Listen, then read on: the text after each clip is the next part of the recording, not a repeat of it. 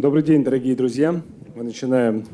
Good afternoon, ladies and gentlemen. We get started.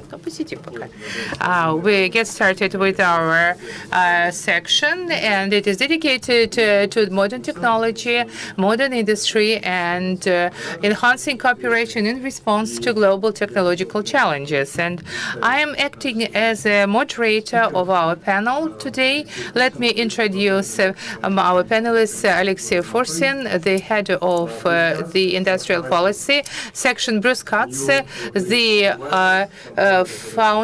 founder of new localized advisors, and they are advising the mayors of the cities and towns on the urban development. Evgeny Kuznetsov, the CEO of Orbita Capital Partners, and Evgeny knows everything about innovations, and you know him too. Tatiana Ritko, the deputy CEO of Reno, Russia. Reno is one of the oldest Western partners of Moscow, and they are developing their business in the capital of this country. And Mikhail Fonarev, the CEO of a very attractive enterprise and dealing with pharmaceuticals. And we would like to discuss the status of our Moscow industry. Moscow originally was founded as an industrial city, and there were quite a number of major industrial enterprises in the pipeline. But right after the disintegration of the Soviet Union, so the connections were disrupted, and the industrial enterprises actually were either closed or the manufacturing process was halted. And in 94 and 95, the government of Moscow put forth a special program as to removing the key industrial enterprises beyond the city limit of Moscow, and other facilities were constructed in these areas instead. And so, but sooner or later we realized that the industrial enterprises are really necessitated for Moscow, but we could hardly just revitalize the old industrial enterprises, and we decided to be more keen on the high tech and creating the infrastructure of that industrial enterprises were offered by the mayor of Moscow, Mr. Sobyanin, and he contributed a lot into implementing this program. So today we are going to discuss the status of our industrial enterprises and what should be the connections between them and other related issues. Sergei Anatolyevich is at the head of this program. I would like to give the floor to him, and he is in charge of the program for the support of the infrastructural projects, and he will talk about the modern makeup of Moscow. By the way, you were one of the discussants of this project, and you just fine-tuned this topic and why Moscow embarked on that road of industrialization and new cooperation. Good morning or good afternoon, ladies and gentlemen, dear attendees to that session. And actually, we're going to have a debated discussion, and you may use just the sheets of paper as a fan, as a air conditioner. We really have industry top in the agenda, and nowadays we have several projects in the pipeline as to the industrial enterprises launch, and the mayor of Moscow identified certain painstaking areas which really we have addressed in the near future. And the status of industry today and the makeup of industry today looks somewhat different as it used to be in the past, and we have visualized them 15, 20 years ago. This makeup is changing, and industry is developing and evolving working, and the companies tend to be more condensed with a high level of automation and more compact, and they offer the full-fledged automation as a part of this project. And the mayor of Moscow was keen on the HR, engineering staff, manpower, and therefore, we are not just facing these challenges, but we are addressing these industrial challenges of Moscow City. And that is necessary for the launching a dialogue between business and business, business and industry, and therefore we need some tools and some instruments and measures of support in order to address these challenges. And Alexei Gennadievich aptly mentioned that we are setting up an infrastructure.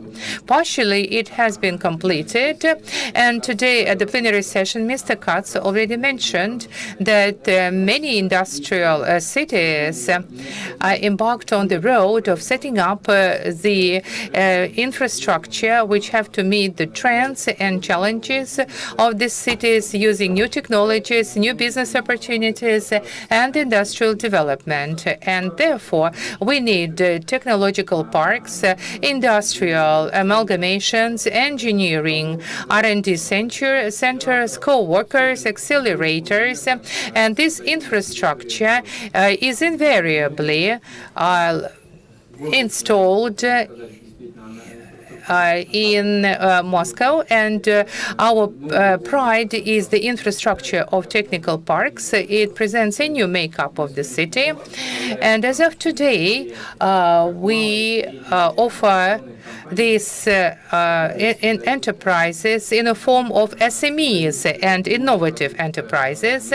They are fully in charge of the new products and new technologies to be implemented. And I'm going also to talk about the first tier of cooperation as a prototype to technical parks. And they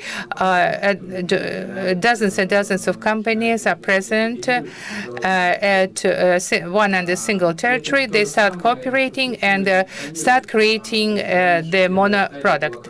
And the first stage presupposes the availability of walls and bricks and workshops, and the company could start their industrial projects. But nowadays, everyone has to compete, and the specific infrastructure is necessitated as an internal one. Therefore, the services, the collective application of the equipment and interconnection of the companies give us an impetus and to creation of the communicative platform. We do support modernization and automation, and we just do support the launch of new industries. We subsidize some of them. Alexei Gennadievich was the founder of these programs. He was at the head of them some time ago, and we put forth some new instruments for issuing soft loans for purchasing the equipment. We improved the engineering program and also the HR policy in order to enhance this HR block to have children's technological parks and students' technological parks. Once they leave their schools or colleges, they become a part of this process. And already they use the specific equipment and machinery, minor-sized, and they already know how to go from the start to the end all along these processes. And sometimes a graduate of a certain college things as how to become a part of any industrial complex, but we've already addressed this challenge as we've initiated this new technological facilities for children. Also, Mr. Katz talked about startups relying on the university's infrastructure, and we try to incentivize these particular projects as well, especially for secondary educational establishments. Already they formulate their engineering projects, and as to the higher professional education, they cooperate with the R&Ds. They create their new projects, new startups, and then create the platforms, and further on build up these projects, accelerate them, and it gives us a chance to have the high-tech young companies, not just 10 or 20 of them, but really we guess that these companies will become really highly competitive. And we are talking about a specific level of evolution of the industry and infrastructure. We actually do not have to stay idle. We discussed this particular issue at our meetings at various sections of this urban forum, and so we put together everybody at this meeting, starting from education, R&D representatives, startups, innovative companies, and we discuss all these issues with them so that to get the information right from the horse's mouth, and we may visualize one another. We may discuss certain issues. Some people do not know whom his neighbor, what his neighbor is, but then they find out that he's a part of the technological chain, process chain they are a part of. And we really have to put together all these people and create a large production amalgamation, and about 20,000 companies present the high-tech infrastructure of the city. And 2 months ago, Sergei Semyonovich initiated another process relying on the expertise of the previous urban forum when we discussed an issue of agglomeration, cooperation of various business attendees. And the government gave some kind of breakthrough ideas of various types, and we also evaluated a certain expertise, certain business practices abroad, and we decided to create a cluster of that sort and ensure cooperation at various levels within that cluster. It could be the information cooperation, and we may also have other types of cooperation. And half of the attendees of the roundtable discussions represent the Moscow companies or representative of business. What are the initiatives of the Moscow city government vis-a-vis business? But maybe 10% will know about it. But actually, there might be other representatives of the government just highlighting these issues. But this is a part of our information policy when everyone should become aware what are those business opportunities, what has been created already, what is underway, and what is in the pipeline, so that businesses are not only supported but make a progress. And even if finance is not available, it's not just the sole initiative of ours in the course of the cluster development, but we are striving to put forth some support measures for that type of cooperation. And it does not necessarily mean that they're shaking hands to one another. You are an R&D organization. I mean, you need a new technology. But at the end of the tunnel, we should see a new R&D product or high-tech product, which may empower some capitalization and commercialization.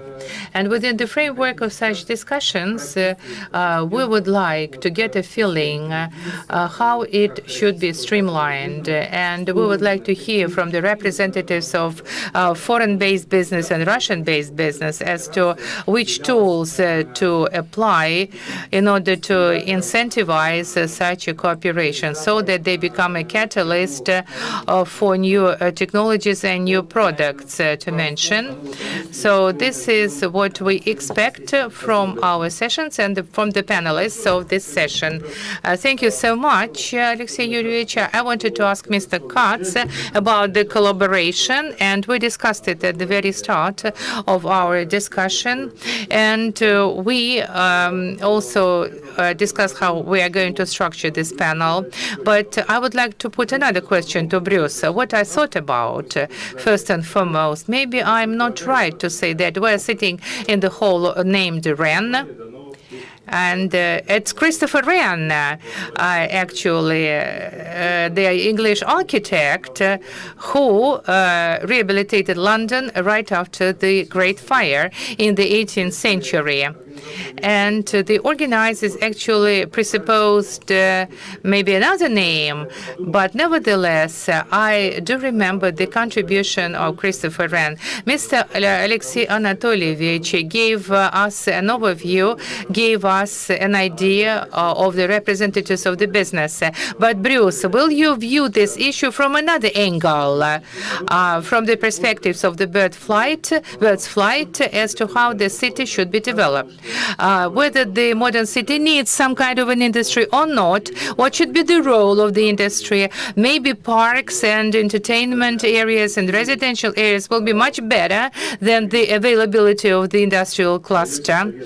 You advise many companies, you provide recommendations to the mayors of various cities in America, in Europe, and in other districts. What should be your advice for Moscow? And please say a few words about the collaboration as well. Thank you. Well, it's great to be in a Russian sauna, but so it's. I think it's hotter in here than outside, but we'll see. I would say the context for my remarks is we have spent a lot of time in the United States post-recession. This is 10 years ago. This was a housing-led recession with a lot of financial mischief. And so we have spent a lot of time in the U.S. trying to define what we call advanced industries. And these are industries that are driven by high levels of research and development and commercialization of that research, and high shares of workers who have STEAM credentials: science, technology, engineering, arts, math.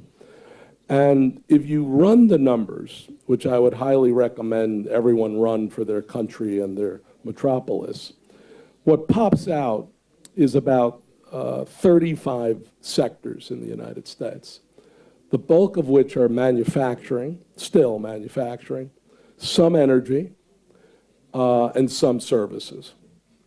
And they're not really separate sectors. They all interconnect because of technologies.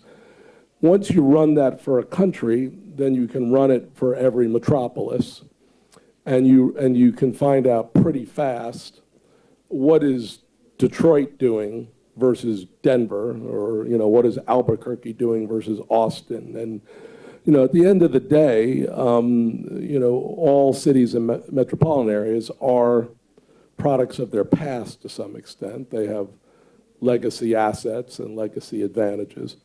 But what has happened in the U.S., and I think megacities may be an outlier, and we should talk about that, but what's happened in the U.S. Post-recession is a much more keen and intensive focus on leveraging our advanced industry position place after place after place. The government has not really been the lead of that, I would say.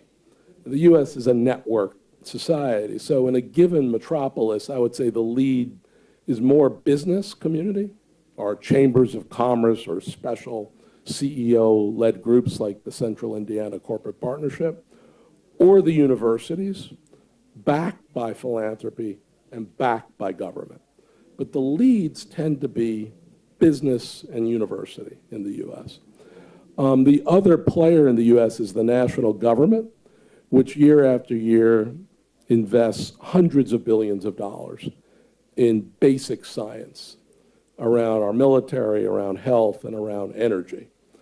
And then what happens is it flows through military labs, energy labs that are federal, national government, also primarily universities. And so I think what we've invented, it's fairly chaotic, to tell you the truth. It's hard to say there's any central plan in the United States. There's a lot of platform investments. But what has developed is much clearer, more granular understanding place by place of what they're good at, and then collaborating to compete within the metropolis across sectors and disciplines, and then collaborating to compete beyond the metropolis, either within the United States or around the world. So I would say that is what's happened since the Great Recession is a sort of a hunt for partners, whether they're domestic or whether they're global, and a matching up of competencies and capacities. We've always had large amounts of foreign direct investment in the United States, but there's been more intentional focus in the U.S. of technological innovation and other business process innovation that leads to exports or leads to foreign direct investment, because that's how you become wealthy. I mean, consumption is just recycled through your metropolis. Production, advanced industry is the way you have a multiplier effect for large portions of your citizenry. So, the Great Recession was a huge it really was the end of a certain kind of model of excess and financial mischief. And we learned our lesson fairly quickly. And under the Obama administration, there were intentional efforts to build manufacturing innovation institutes all over the country that were partnerships between universities and industries, both in those places and then across the U.S. So we have, 3D printing in Youngstown, or digital infrastructure in Chicago, and lightweight materials in Detroit because of the auto industry. That was the extent of the industrial policy in the U.S. We don't really pick winners. We just sort of provide a platform and let cities and metropolitan areas across these sectors set a vision, design, finance, and execute. And then you end up with lots of different examples, some good, some failures, and some just royally stupid. But, we permit everyone to fail, really, which enables a lot of people to succeed. And I think it's a cultural kind of attitude that has permeated. But the shift towards advanced industries was a paradigmatic shift in the aftermath of the recession. If the recession had not happened, I don't think we would have spent as much time re-understanding the role of industry. Because manufacturing, up to the recession was seen as an old industry. Well, that's just, Ford Motor Company or Boeing Aerospace. I mean, that's not, all the new innovation is going to be Twitter or Facebook or whichever app was created yesterday morning. The recession forced us to go back to basics and rediscover how fundamentally innovative the production process is, and how to really, on a place-by-place basis, understand how to leverage it. I think for you as a megacity, I think what you're going to find, like a lot of our megacities, is that you may be involved in so many different advanced industries. So in a way, you may have less of a sector approach at times and more of a technology approach. I mean, it really depends what the numbers tell you. You know, we say to every city, the first thing we say to them is you better like math because we're going to do the math. You can't fake it. You know, you can't say I'm good at X when the numbers don't tell you that. So everyone has to go through a pretty brutal boot camp of understanding where they fit in the larger national ecosystem. At the end, generally speaking, people are pretty pleased to have done that. During the process, it's like, you know, any graduate seminar. There's about a couple people who want to say, I want out, you know, but I would say there's a roadmap here. Do the math, set your position, begin to understand that domestic or global niche, set a few strategies, capitalize them. In the US, it might be some public, but a lot of private and civic, and then find your partners. And there can't be distance between the partners. You can't say we're collaborating and it's just, you know, occasionally you get, no, this is true partnership, both domestic and global. And what we're looking for are global players to come in and co-locate with us. So, you know, anywhere around the US, you will see an enormous interest in the best-in-class research, entrepreneurial, mature companies around the world come here, you know, or we'll go there, but we'll figure out a way to collaborate to compete in a much more structured way. I hope that's responsive, but I have to say it was remarkable to us when we started doing our research on advanced industries that it didn't exist yet. I mean, in a country as sophisticated and data-rich and evidence-driven as the US, you would think there would be a national inventory of advanced industries, and at least a definition. There was none. So there might be a process here that shouldn't take very long. I mean, you can just copy our methodology and apply it to Russia, but I would highly recommend you do that, because the return on investment over time from that kind of data platform is incredible. Спасибо большое. Thank you very much. That industry, which you describe as advanced industries, requires, as you say, appropriate people, appropriate specialists, and the role of the university is of paramount importance here. I don't doubt that Moscow is an excellent and proven place for concentration of some science-intensive industry, but any modern innovative industry should be looking for a global market and will not be restricted in a single city or even in a single country. Given that, Evgeny, I have a question to you. There were a lot of approaches to this subject.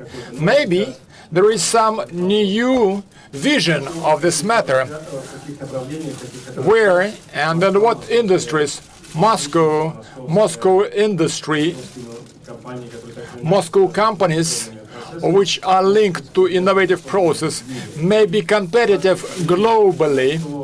And from your perspective, what we should focus on to achieve success? I will follow up on the subject which was started by our colleague in terms of the outlook for our industries. We see underway a fundamental process, transformation of the global market, and shifting to new models, not only to production and consumption, but generally to organization of economy. And this transformation identifies new players new classes of players. I will call them global cities. While before we competed at the level of national economies, now the main subjects of global competition are megapolises or gigapolises, which are centers of production of knowledge and talents, and which are, well, let's say, support centers for new networks, which may also be globally, and distribution of production across different regions where it is profitable, is a result of the fact that the production itself becomes low marginal process, and the high margin is given by creation, science and technology. And this is where cities come into play, and the role of key cities which are global competitors. Their role is to provide a very comfortable environment for activities of creators and designers who can thus design new ideas and new products, to test something, to pilot something on special platforms where you can fine-tune your production. And then it becomes, the issue for the global production. Moreover, the shift into the concept of Industry 4.0 assumes that we are going to have a distributed production and close to the place of consumption. We are moving from the production hubs to the hubs of creation consumption. This is a totally different economy. Moscow has a lot of competitive advantage. There are a lot of rankings which measure the quality of Moscow as an innovative center. Regularly, Moscow is among the top 3 in terms of talents. When we were building innovative infrastructure, we face the problem that talents, to the extent they create new ideas or increase competition, can find, some place in Moscow. They have some trajectory. But if we talk about creation of businesses and creation of products by new businesses, then we have a lot of barriers here. Among them are lack of capital, lack of relevant practices with investors, difficulty in scaling up your business from Moscow, and we need a whole class of additional tools which are being developed now, but not always to the necessary level. I've been following up very closely, and sometimes I participate even in creation of technoparks and other zones for clusters, for startups. There are plenty of places where a startup can easily work in Moscow, but there is a shortage of what we may describe as soft infrastructure. I will give a couple of cases from CIS countries which impressed me deeply. That is, import of British law along with judges to Astana, to Kazakhstan, and also import of the British law to provide for startup economy in Belarus under their agreement for support of IT. These are two big breakthroughs, and I'm very much concerned for the trajectory of Moscow startups. They may find it more profitable to relocate to Minsk. On top of technoparks, we should work on local legal systems in order to remove such barriers. I understand it is closely linked to federal executive authorities. I will also fully share the view of the previous speaker in terms of fundamental role of universities in creation of modern city industries. An excellent example of Eindhoven, where the university really saved the city from depression once Philips relocated to another place. And the university became a center for creation of new startups, which using all the premises of Philips and creating new businesses. And Eindhoven now is a growing city, a technology hub. In Moscow, there is a traditional gap between universities as education centers and the Moscow business environment as the environment for upscaling business. There are no innovative belts. We should do something. Or, a universal campus or some partnership programs. It's the main story, because modern new industries are created by industries in all countries. I even like more the example not of North American universities. They have 150 years history behind them. It's easy to explain why universities in America are so successful. I like the example of Chinese universities, which in a matter of 20 or 30 years accumulated a vast pool of intellectual power, which is maybe bigger than many other companies and countries in the world. They have thousands of patents. There is plenty of intellectual property, and it's a good platform to grow on. And universities as points of growth of new industries is a huge reserve for Moscow, because there is a vast pool of talent, there is plenty of good education. We just need belts of transformation to turn into new businesses. And then Moscow may become pretty competitive in this global story. If I'm not mistaken, Moscow ranks number 13 or 14 among the innovative cities, while being number 3 in terms of talent. And there is a good chance for growth. Environment can be created faster than you can grow universities or talents. Well, in the most inertia areas, we have some, let's say, portfolio, and in the faster moving industry, we have to move. And we should have a global mindset, a philosophy of global cooperation and competition. Oftentimes, we build our industrial or innovative policies based on Russian trends or CIS trends. But as for talents and businesses, they build their strategies on the basis of global trends. We should think globally. We should not only support our own companies when they go out to the global market, but we should engage and invite global companies into Russia for scaling up their businesses.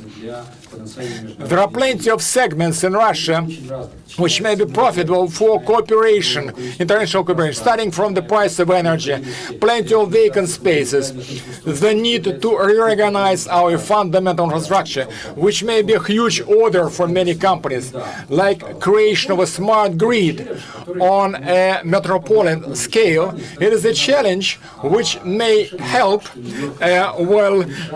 some company to become a unicorn. And I don't think that New York will decide to become a smart city over a short time. If Moscow acts very rapidly as a city experiment, we may drive forward and involve a lot of international businesses. We need to move, let's say, with energy and courageous. If we make such steps, there is a chance that Moscow will be on the top 10 leaders list. Thank you. Thank you. If we look how Moscow develops now, I think we have good chances. We are moving much faster than an average global city. But let's go down from the global approach to the local approach. And as a moderator, I would like to thank organizers for this discussion, for having on this panel 2 representatives of companies which operate in Moscow, because oftentimes at similar events we have city officials and experts, and there are no people from business environment. It's my pleasure to start with Tatiana, deputy head of Renault Russia. Renault, sometime in the past, make a decision which was by no means simple, to come to Moscow and to take, let's say, a disreputable automotive facility. But so in 2013 or 2014, Moscow Renault automotive plant was recognized as the best Renault facility in the world, while using some indicators.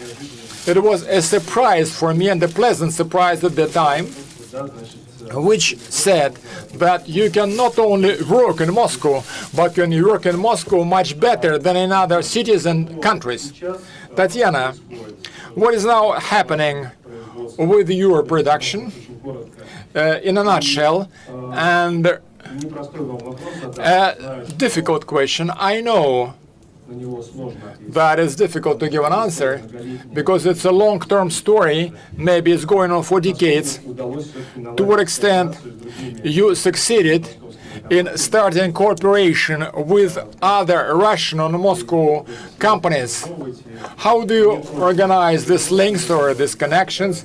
I'm not talking not only production relations, I'm talking about universities as well. Thank you.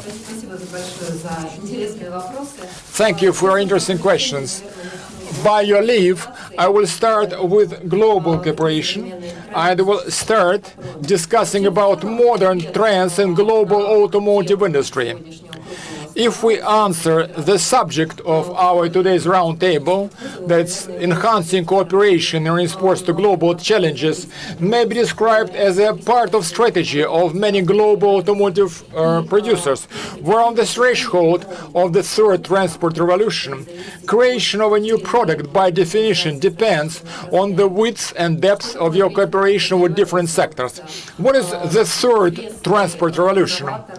A well-known innovator in Silicon Valley recently published his ideas about the third revolution, and in his essay he said that by 2025 people in USA will use only independent or autonomous cars. The car will not be owned, but will just turn into a service. And on the roads, you will have bars on wheels, mini offices on wheels, and mobile factories as well. It's a futuristic view of the future, but nevertheless, we see the outlines of it even today. What sort of an important example of cooperation we may find in the automotive industry? That's automotive industry and IT. Connected cars do exist, where a car is synchronized with your smartphone, and many analysts describe a car as a smartphone on wheels. Well, it is updated to the schedule of your smartphone. Their car plots down your route, getting the traffic congestion, and using IT competences is necessary to create a new automotive product. In this respect, if we talk about the Renault-Nissan alliance, Renault acquired the R&D center of Intel and actually creates new innovative products. There is a Renault Open Innovation Lab in France, and it emerges in Russia. And another important trend which underpins development of automotive industry, that's cooperation with the banking sector. If Mr. Gref says that Sberbank is an IT company with banking license, automotive industry is the car, is a smartphone on wheels, and naturally these two industries should meet on the dashboard. Visa and Accenture offered a prototype of a car where with a single click you can pay your restaurant bill, you can pay your gas station bill, etc.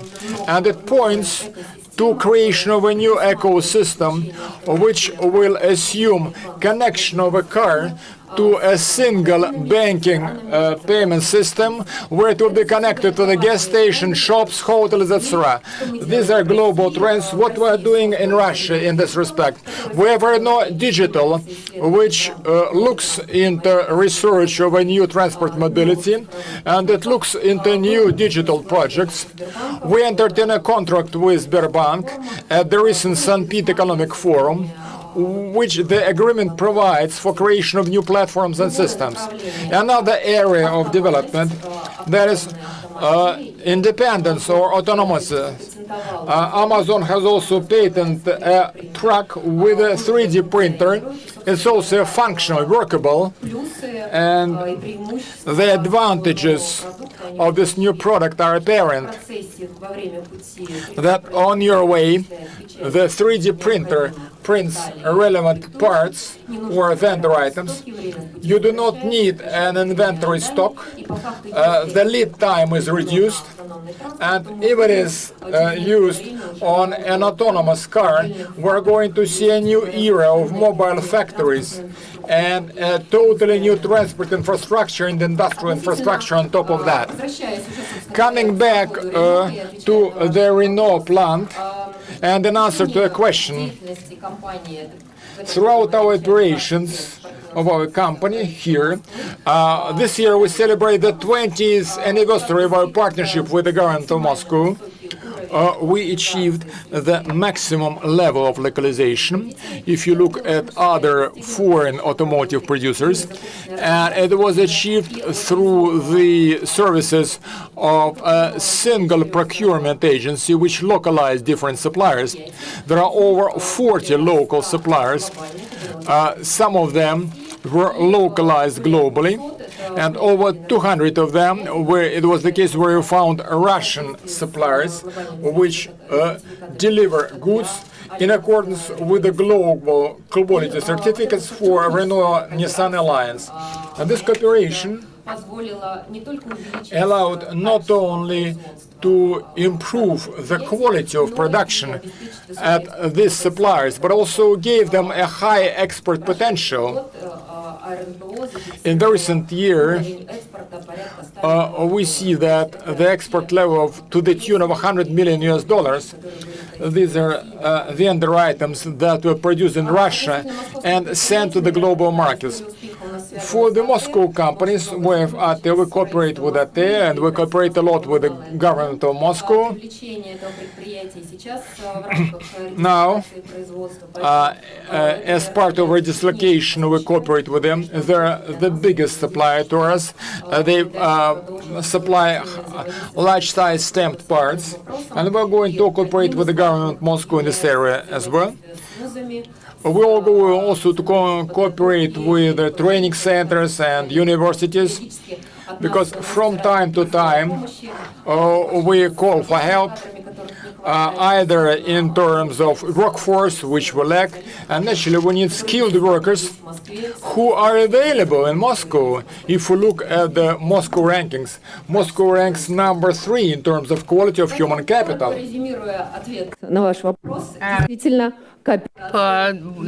I would just like to say that cooperation is absolutely indispensable within the framework of our modern lifestyle. So we have another 5 minutes to come.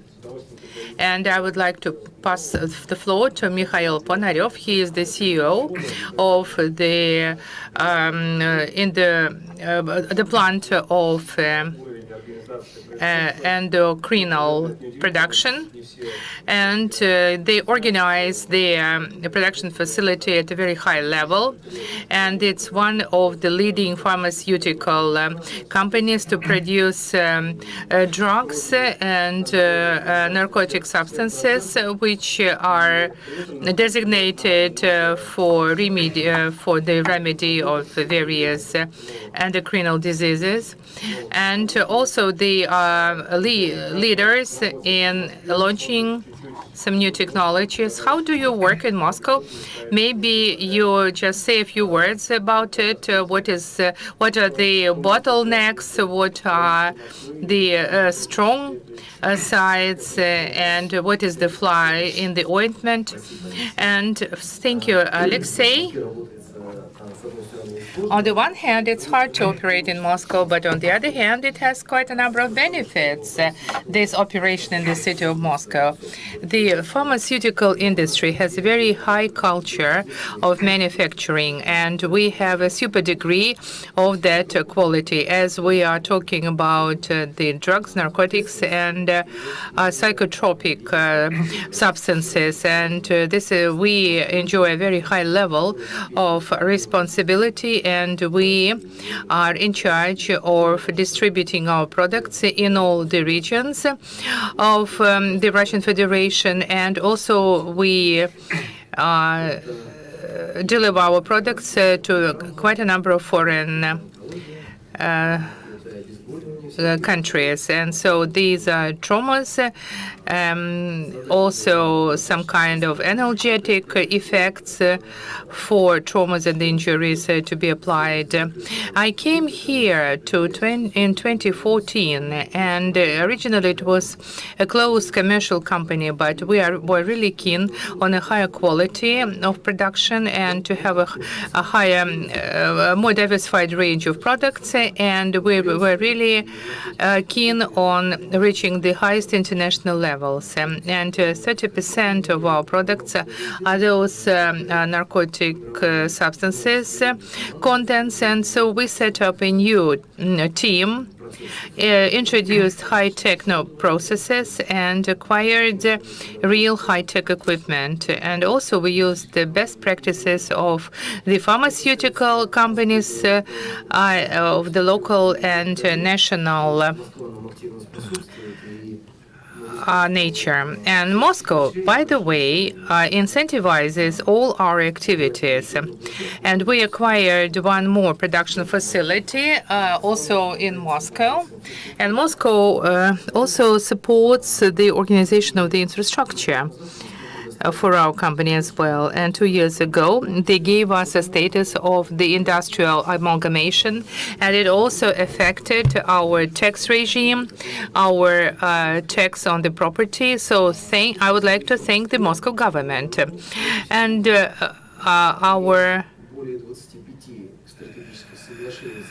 we have 25 strategic agreements with the higher educational institutions, and from the 3rd grade, we train some specialists for our industry, not only in Moscow, but in other regions. And our aggressive policy of the higher educational establishments is fully supported by the heads of these institutions. And we just select some promising students in the 3rd and 4th grade, and we start attracting them and even pay for their education.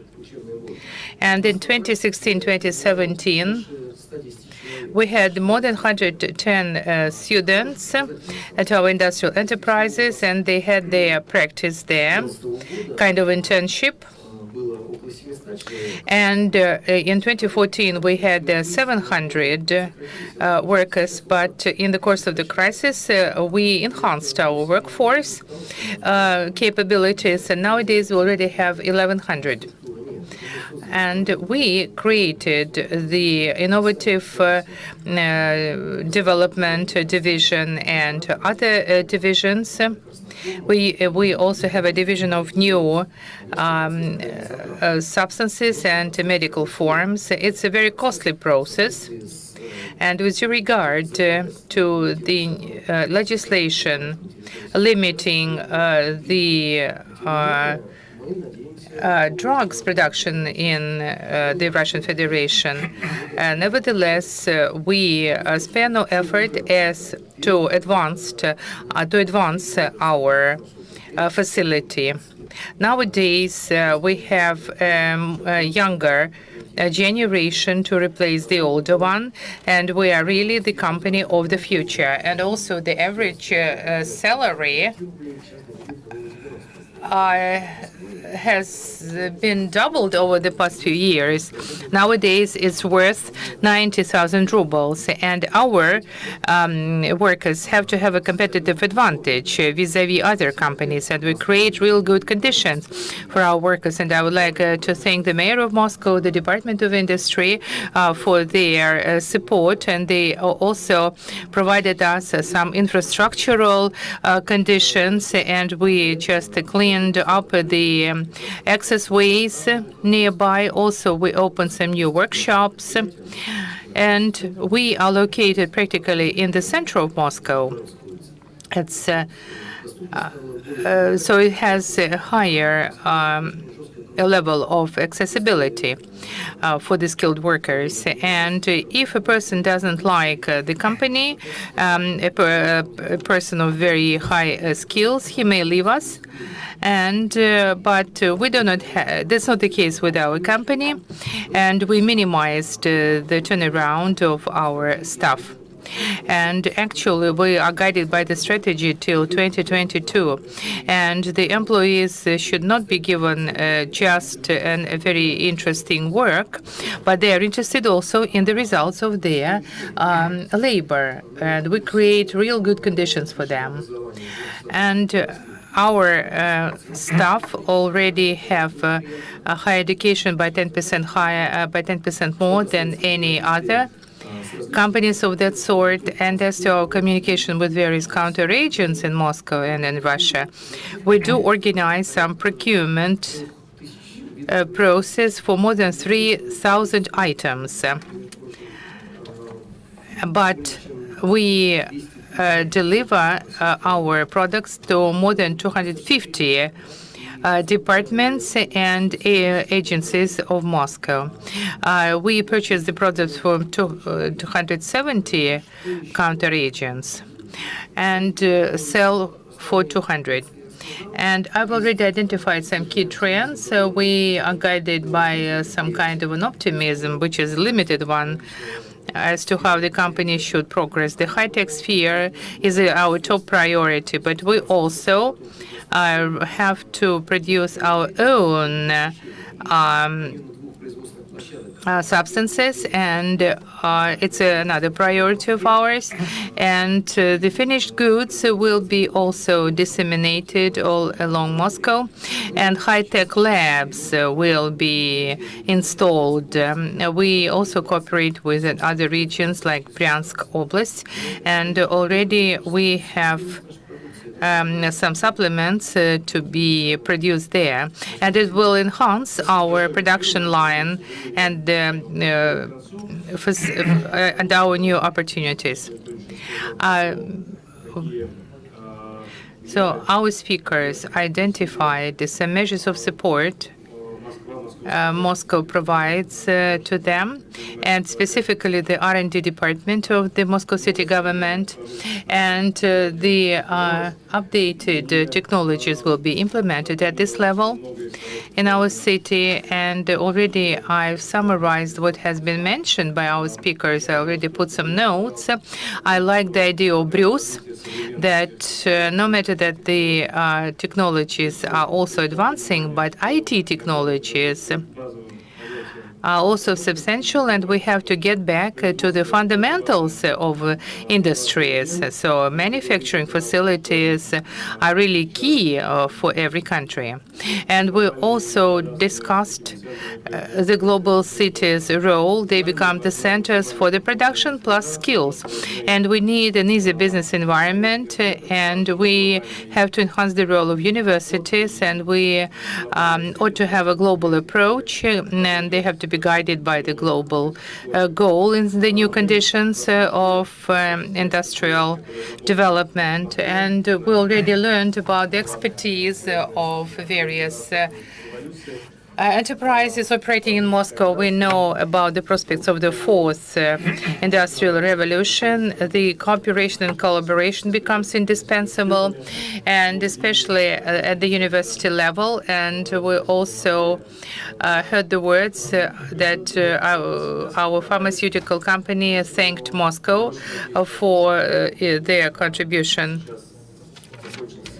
And so we just finished up this World Cup, and we showed everybody that Moscow is a very comfortable and user-friendly city. And sooner or later, we will show that we are real good in developing innovative companies, and some innovative facilities will be installed and constructed there, and we will be in the top 3 for the number of talents and industrial enterprises. I would like to thank you all for your kind attention. Thank you so much. Let's go on working in that fashion.